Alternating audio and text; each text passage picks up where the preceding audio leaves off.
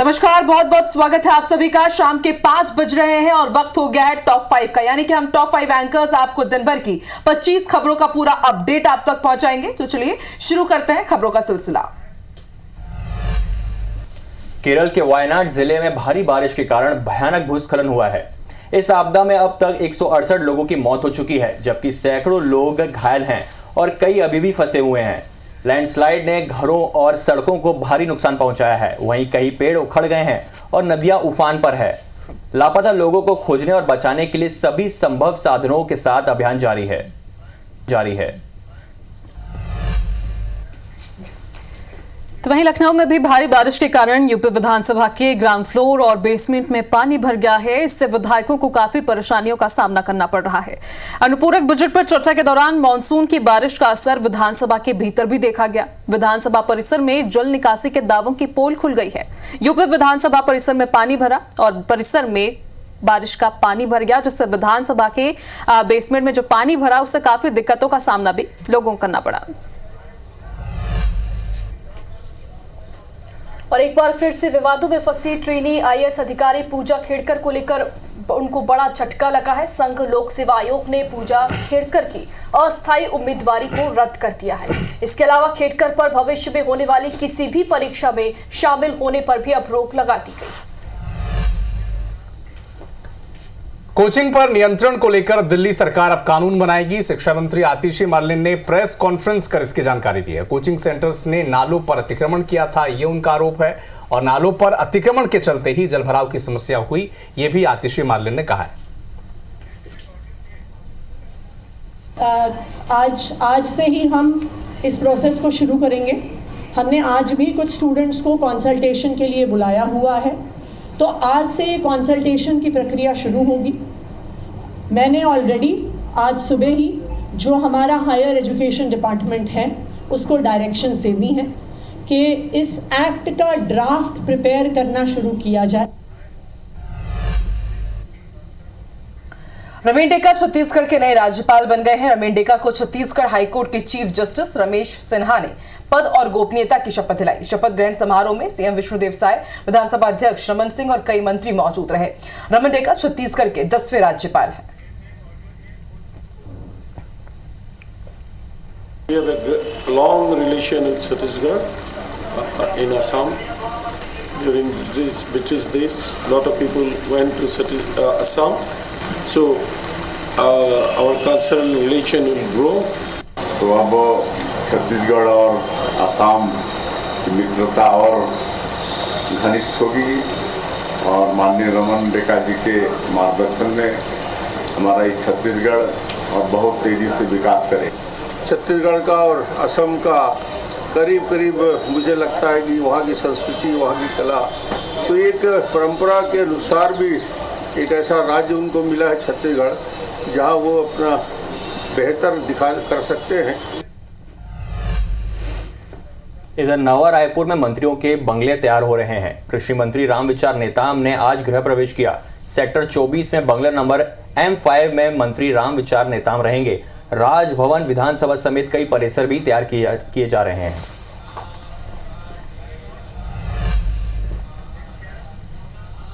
और मध्य प्रदेश की 2 तस्वीरें आपको दिखाएंगे। जयश्री गायत्री फूड प्रोडक्ट के भोपाल और सीहोर दफ्तर पर ईओडब्ल्यू ने दबिश दी है। जयश्री गायत्री फूड के 5 ठिकानों पर सुबह 5 बजे से छापामार कार्रवाई जारी है।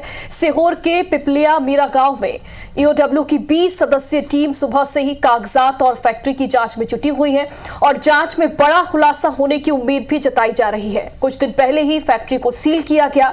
जयश्री गायत्री फूड पर फर्जी तरीके से डेयरी फूड प्रोडक्ट विदेश भेजने का आरोप है। बता दें कि जयश्री गायत्री फूड में रोजाना 4 लाख लीटर दूध, 25 मीट्रिक टन पनीर और 20 मीट्रिक टन चीज की प्रोसेसिंग होती है। 3000 मीट्रिक टन डेयरी प्रोडक्ट हर महीने 27 देशों में भी भेजे जाते हैं।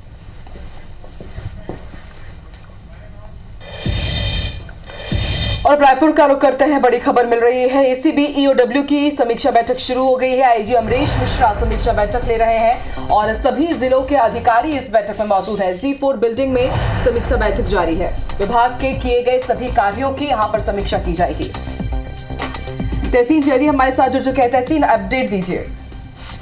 बिल्कुल, जिस तरीके से ये अहम बैठक इसको बोल सकते हैं, क्योंकि एसीबी ईओडब्ल्यू की समीक्षा बैठक है और इसमें खास बात ये है कि सभी जिलों के जो अधिकारी कर्मचारी हैं एसीबी ईओडब्ल्यू के, वो इस बैठक में शामिल हैं और इसको आईजी अमरीश मिश्रा खुद इस पूरी बैठक में समीक्षा कर रहे हैं। और इसमें अगर पूरी तरह से बात करें तो इसमें अभी तक की जो महादेव ऐप जो है, कोयला घोटाला है और उसके साथ में जो सभी जो मामले हैं उनकी समीक्षा बैठक की जाएगी। इसके अलावा अगर बात करें तो अभी तक के जो कार्य किए गए एसीबी ईओडब्ल्यू के द्वारा उसकी समीक्षा बैठक की जाएगी और आगामी दिनों में जो कार्य करने हैं उसको लेके दिशा निर्देश दिए जाएंगे। वाकई तहसीन, काफी महत्वपूर्ण ये बैठक है, समीक्षा होगी और विभाग के सभी कार्यों में अब आगे किस तरह से गति देना है ये भी देखा परखा जाएगा। शुक्रिया पूरी जानकारी के लिए।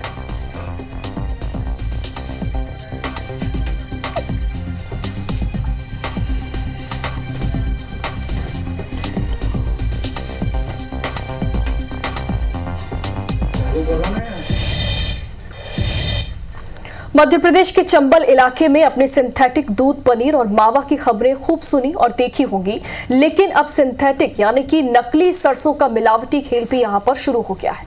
मुरैना जिले में 2 ऑयल इंडस्ट्रीज के खरीदी गई सरसों में सिंथेटिक सरसों की मिक्सिंग पाई गई। ऑयल मिल में जब ये सरसों तेल प्रोसेसिंग के लिए जा रही थी तब इस सिंथेटिक सरसों का खुलासा हुआ। तेल व्यापारी ने सरसों शिवपुरी की पोहरी मंडी से खरीदी थी। फैक्ट्री में जब सरसों के दानों की टेस्टिंग हुई तो उसमें सीमेंट और मिट्टी का मिश्रण पाया गया। मुरैना में इस तरीके का ये पहला मामला बताया जा रहा है।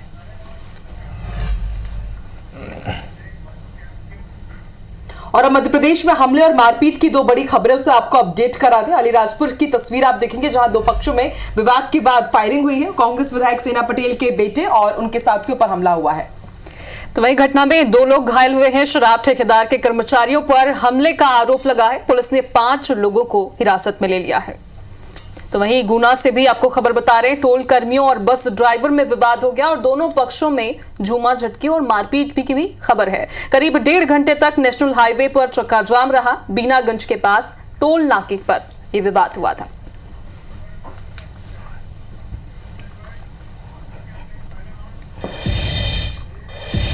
और अब सड़क हादसों से जुड़ी आपको कुछ तस्वीरें दिखाते हैं। केशकाल में अज्ञात वाहन की टक्कर से ग्रामीण की मौत हो गई।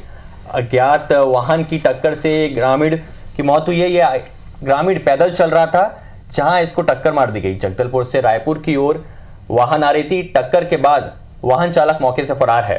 घटना की जानकारी लगते ही पुलिस के अधिकारी मौके पर पहुंचे हैं। फरसगांव थाना क्षेत्र के जुगानी की घटना है। वहीं पत्थल गांव में तेज रफ्तार कार ने बाइक को टक्कर मार दी। बाइक सवार युवक की मौके पर ही मौत हो गई। घटना के बाद कार चालक मौके से फरार है। और तीसरी तस्वीर आप देख सकते हैं धमतरी से, जहां पिकअप ने कार को टक्कर मारी है। जहां उसमें हादसे में 28 लोग घायल हो गए हैं। कार में सवार 2 लोगों को भी मामूली चोट आई है। घायलों का सिविल अस्पताल में इलाज जारी है। पिकअप में करीब 30 लोग सवार थे। और चौथी तस्वीर आप कोंडागांव से देख रहे हैं, जहां अज्ञात वाहन ने बाइक को टक्कर मार दी, जिसमें बाइक चालक की मौके पर ही मौत हो गई। सिटी कोतवाली थाना क्षेत्र की घटना है।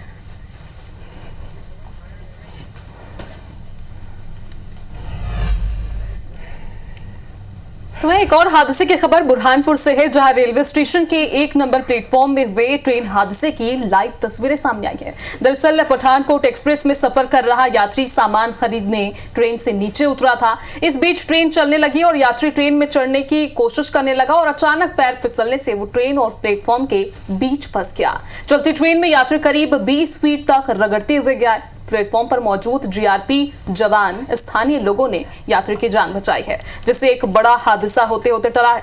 यात्री को कोई गंभीर चोट तो फिलहाल नहीं आई है, लेकिन ऐसा करने से आपको भी बचने की जरूरत है। थोड़ी सावधानी जरूरी है। चलिए अब आगे बढ़ते हैं, खरगोन का रुख करेंगे। नर्मदा नदी में नहाने के दौरान 3 लोग डूब गए हैं। एसडीआरएफ की टीम ने तीनों के शवों को बाहर निकाल लिया है। तीनों मृतक इंदौर निवासी बताए जा रहे हैं। महेश्वर थाना क्षेत्र की एक घटना है। तो एक बार फिर से आप देखिए किस तरह से डूबने के बाद यहाँ पर हड़कंप मचा हुआ है। 3 युवक यहाँ पर डूब गए हैं। एसडीआरएफ की टीम ने तीनों के शवों को बाहर निकाल लिया। बेहद दर्दनाक ये खबर, और अमूमन बारिश के दिनों में इसी तरह की तस्वीरें सामने आ रही है। तीनों ही इंदौर निवासी बताए जा रहे हैं।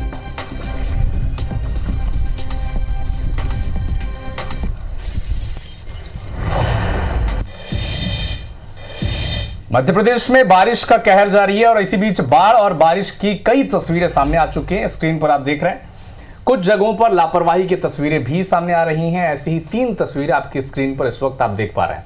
कटनी के ढीमरखेड़ा इलाके में बाढ़ से कई गांव जलमग्न हो चुके हैं। बाढ़ पीड़ितों की मदद के लिए लगातार खाद्य सामग्री और जरूरी सामान पहुंचाए जा रहे हैं। तो ये दूसरी तस्वीर आप देखिए, सिवनी जिले की है। लखनादौन की ये तस्वीर है जहां पर नदी पार करने के दौरान एक स्कूल जो वैन थी वो फंस गई। 15 बच्चे उस पर सवार थे। जेसीबी की मदद से इस वाहन को बाहर निकाला गया। जबकि तीसरी तस्वीर हरदा जिले के मगरधा की है, जहां से नदी में पुल नहीं होने के चलते ग्रामीण और स्कूली बच्चे जुगाड़ के नाव से नदी पार करने को मजबूर हैं।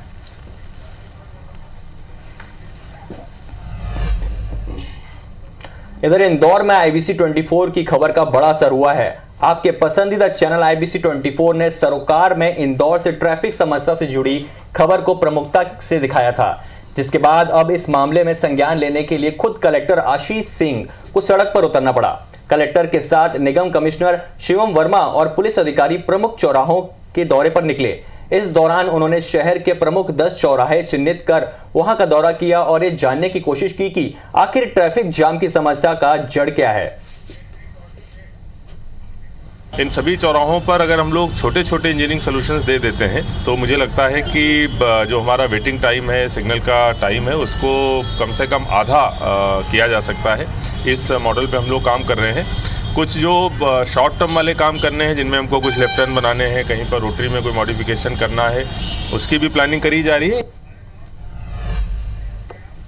जांजगीर चांपा में IBC 24 की खबर का एक बार फिर से असर हुआ है। प्रशासन की नींद वहां पर टूटी है। दरअसल अकलतरा क्षेत्र के पोड़ी दलहा के शमशान घाट तक जाने का रास्ता नहीं था। दलदल खेत से होकर लोग शव लेकर जाते थे। इस खबर को हमने प्रमुखता से दिखाया, जिसके बाद जिला प्रशासन ने मामले को संज्ञान में लिया और जिला पंचायत CEO ने मौके पर कर्मचारियों को भेजा है, समस्या हल करने के निर्देश दिए हैं। ये भी आपको बता दें कि गांव वाले सालों से इस समस्या से जूझ रहे थे और इस खबर को हमने प्रमुखता से दिखाया, जिसका असर ये हुआ कि कर्मचारी पहुंचे हैं और निर्देश भी मिले हैं।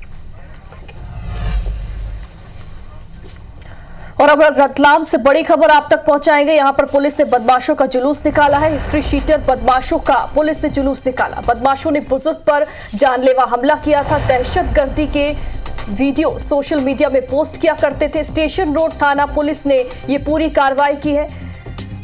रतलाम से ये खबर आप तक पहुंचा रहे। देखिए यहां पर हिस्ट्री शीटर बदमाशों का पुलिस ने किस तरीके से जुलूस यहां पर निकाला। इन्होंने बुजुर्ग पर हमला किया था और इसके बाद इन्हें पकड़ा गया और इसके बाद अब जुलूस इनका निकाला जा रहा है।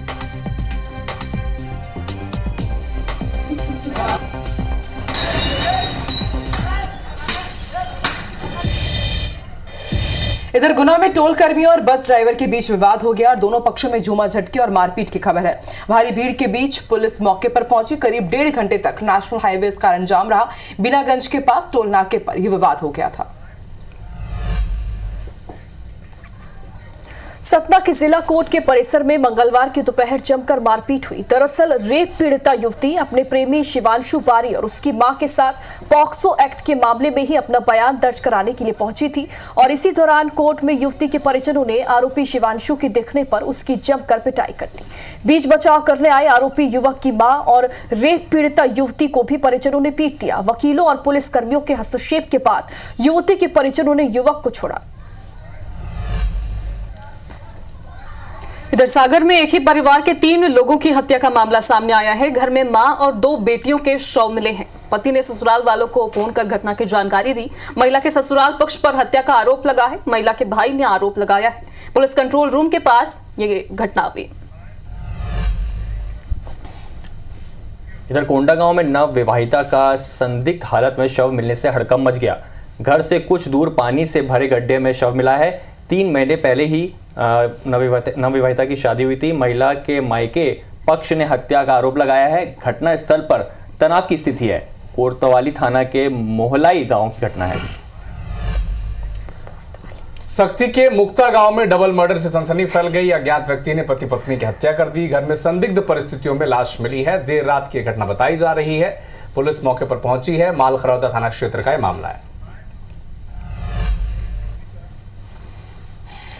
छतरपुर में पुरानी रंजिश में युवक की हत्या का मामला सामने आया। युवक पर लाठी, डंडे और धारदार हथियार से हमला किया गया। इलाज के दौरान युवक की मौत हो गई। गौरीहार थाना क्षेत्र के गहबरा गांव की ये पूरी घटना है। इधर कांकेर में स्वास्थ्य केंद्र में डॉक्टर की बड़ी लापरवाही सामने आई है। ड्यूटी के दौरान डॉक्टर नशे में मिला। मासूम का इलाज करने से उसने मना कर दिया। कांकेर ले जाते समय बच्चे ने रास्ते में ही दम तोड़ दिया। शराबी डॉक्टर का वीडियो भी सामने आया है। ग्रामीणों से गाली गलौज करते हुए नजर आ रहा है। सीएमएचओ ने आरोपी डॉक्टर शीतल दुग्गा को हटा दिया है। सेवा समाप्त करने के लिए शासन को पत्र भी लिखा गया है। कोयलीबेड़ा स्वास्थ्य केंद्र की घटना है। बिलासपुर में लिफ्ट में फंसकर नाबालिग की मौत हो गई। नाबालिग इलेक्ट्रिकल दुकान में काम करता था। लिफ्ट से चौथे फ्लोर पर सामान ले जाते वक्त हादसा हुआ है। लिफ्ट में नाबालिग का सर फंस गया था। कोतवाली पुलिस मामले की जांच में जुट गई है। वाड्रफनगर में शराब पीने से 3 साल के मासूम बच्चे की मौत हो गई। महुआ शराब पीने से बच्चे की मौत हुई है। घर में रखे महुआ शराब को पानी समझकर बच्ची पी गई थी, जिससे उसकी मौत हो गई। अंबिकापुर में इलाज के दौरान मासूम ने दम तोड़ा है। त्रिकुंडा थाना क्षेत्र के बैकुंठपुर गांव की घटना है। और अलीराजपुर का रुख करते हैं। प्रसूता को खटिया में ले जाते हुए एक वीडियो वायरल हुआ है। खराब सड़क के कारण गांव तक एम्बुलेंस नहीं पहुंच पाती है। प्रसूता को खटिया पर स्वास्थ्य केंद्र पहुंचाया गया। सुमनियावाट गांव का ये वीडियो बताया जा रहा है। बदहाली की तस्वीर अलीराजपुर से है, जहां पर प्रसूता को खाट पर अस्पताल पहुंचाया गया है। खराब सड़क थी, इसीलिए एम्बुलेंस वहां तक पहुंच नहीं सकी और खाट पर लेटाकर उस प्रसूता को स्वास्थ्य केंद्र तक पहुंचाया गया है। सुमनियावाट गांव का ये वीडियो बताया जा रहा है। तो 21वीं सदी में इस वक्त हम हैं। लगातार दावे सरकार की तरफ से किए जाते हैं कि हर गांव तक विकास पहुंचा है, लेकिन अलीराजपुर की तस्वीरें कई सवाल सिस्टम पर खड़े कर रही है। 10-15 माण है। इधर सक्ती में दिव्यांग महिला से चेन स्नैचिंग की गई। 2 बाइक सवार बदमाशों ने घटना को अंजाम दिया। सीसीटीवी में बदमाशों की तस्वीरें कैद हुई है। सक्ती थाना क्षेत्र कंचनपुर के पास की घटना है। दमोह से लापता हुई 4 कॉलेज छात्राओं को ढूंढने में पुलिस को आखिरकार सफलता मिल गई है। युवतियां ट्रेन से मुंबई चली गई थी, जिन्हें मुंबई के रेलवे स्टेशन पर जीआरपी की टीम ने रोककर पूछताछ की और इसके बाद जीआरपी ने दमोह पुलिस तक यह जानकारी पहुंचाई है।